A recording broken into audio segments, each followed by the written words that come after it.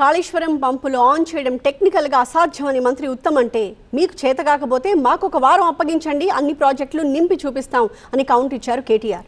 3 బరాజులు పునాదులు సరిగ్గా లేవు అని చెప్పి ఉత్తమ్ అంటే ఏ బరాజ్కి ఇబ్బంది లేకుండా నీళ్లు తీసుకోవచ్చు అని చెప్పి అన్నారు కేటీఆర్. ఇద్దరి మధ్య డైలాగ్ వారిని చూద్దాం.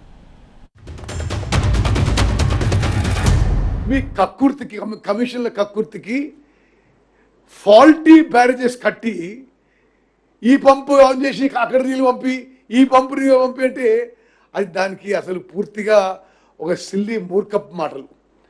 కన్నెపల్లి పంప్ హౌస్ ఇప్పుడు స్విచ్ ఆన్ చేసి సుందిల్ల బ్యారేజ్కి, అన్నారం బ్యారేజ్కి, అక్కడి నుంచి సుందిల్ల బ్యారేజ్కి నీళ్లు పంపడం అది టెక్నికలీ సాధ్యం కాదు. ఆ గేట్స్ దించే పరిస్థితి లేదు.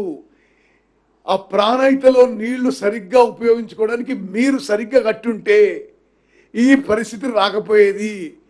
మీ యొక్క లోపాల వల్ల, మీ యొక్క తప్పుల వల్ల ఈరోజు ఉత్తర తెలంగాణలో రైతాంగానికి కొంత ఇబ్బంది ఏర్పడుతున్న విషయం మరి తెలంగాణలో అందరూ గమనించాలని చెప్పి మనం చేస్తున్నాం.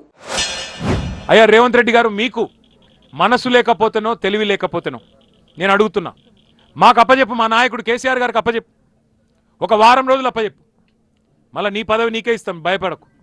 ఒక వారం రోజులు కేసీఆర్కు కాళేశ్వరం అప్పచెప్పు, ఒక 4 సిఈలను, కొంతమంది డిఈలను, ఏఈలను, ఎస్సీలని ఒక్క వారం రోజులు అప్పచెప్పు. మొత్తం తెలంగాణ నిండా మళ్ళీ నీళ్లు వారించి చూపెట్టే బాధ్యత మాది.